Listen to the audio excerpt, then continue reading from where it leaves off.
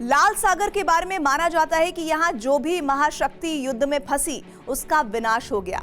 तुर्की के ऑटोमन साम्राज्य के अंत की शुरुआत भी लाल सागर से हुई और दूसरे विश्व युद्ध में इटली के फांसीवादी तानाशाह मुसोलिनी का घमंड भी लाल सागर में ही डूबा था।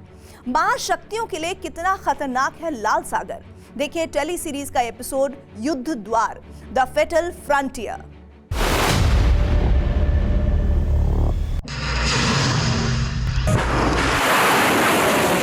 लाल सागर मिडिल ईस्ट का वो इलाका जो अब जंग का मैदान बन चुका है।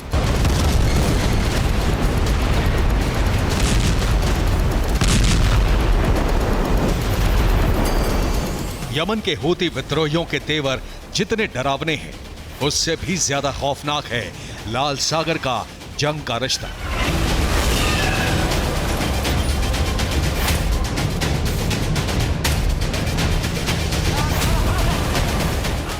इतिहास गवाह है कि जब लाल सागर में बारूदी शोले भड़कते हैं तो यहीं से खुलता है महायुद्ध का द्वार।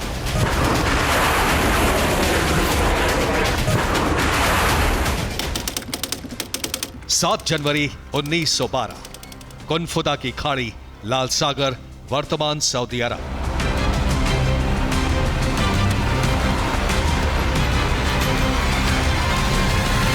पूर्वी अफ्रीका के देश इरिट्रिया पर तब इटली का कब्जा था।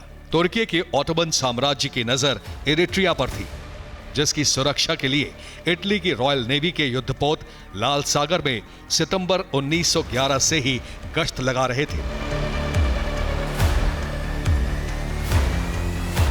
इटली की नौसेना को 7 जनवरी की सुबह लाल सागर में ऑटोमन साम्राज्य की गनबोट्स की हलचल की खबर मिली। करीब 4 किलोमीटर की दूरी से इटली की नौसेना के युद्धपोतों ने दुश्मन की गनबोट्स पर गोले दागने शुरू किए। अगले 24 घंटों के अंदर ऑटोमन साम्राज्य की 6 गनबोट समेत 8 जहाजों की लाल सागर में जल समाधि हो चुकी थी। इटली की नौसेना ने लाल सागर को पूरी तरह ब्लॉक कर दिया।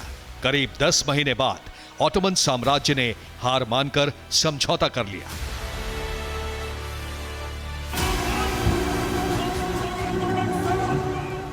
लाल सागर में बैटल ऑफ कुनफुदा को पहले विश्व युद्ध की शुरुआत माना जाता है, जिसका ऐलान इस जंग से 2 साल बाद हुआ।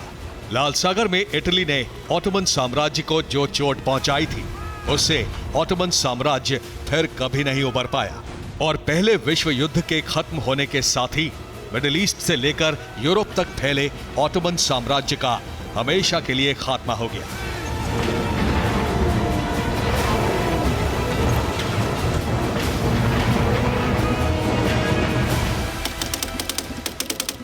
20 अक्टूबर 1940, मसावा, उत्तरी लाल सागर, इरिट्रिया।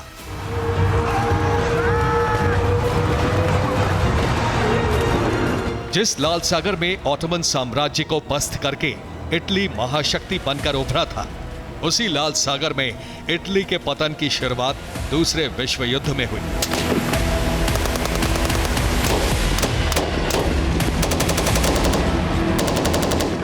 बीस अक्टूबर 1940 को ब्रिटिश नेवी का 7वां काफिला उत्तरी लाल सागर की ओर बढ़ रहा था। इस काफिले में ब्रिटेन, फ्रांस, ग्रीस, नॉर्वे और तुर्की की नौसेना के 32 युद्धपोत शामिल थे। मसावा के नजदीक ब्रिटिश नेवी की अगुवाई वाले इस बेड़े पर इटली की रेड सी फ्लीट ने हमला बोला।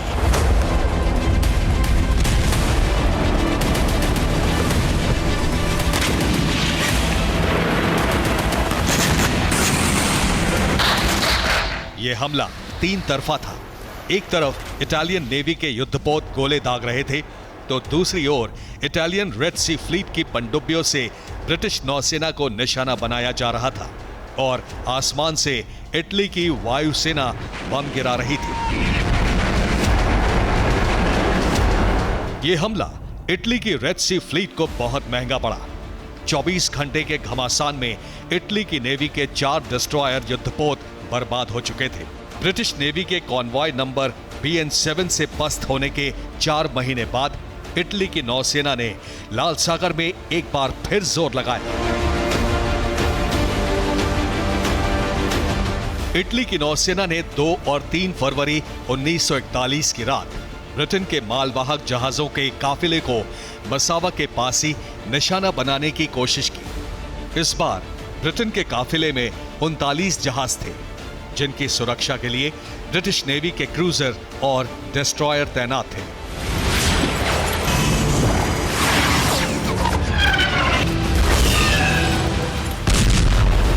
इटली की नौसेना को इस बार हमले की बड़ी कीमत चुकानी पड़ी। ब्रिटिश नेवी से जंग हारने के साथ ही इटली की रेड सी फ्लीट हमेशा के लिए खत्म हो गई।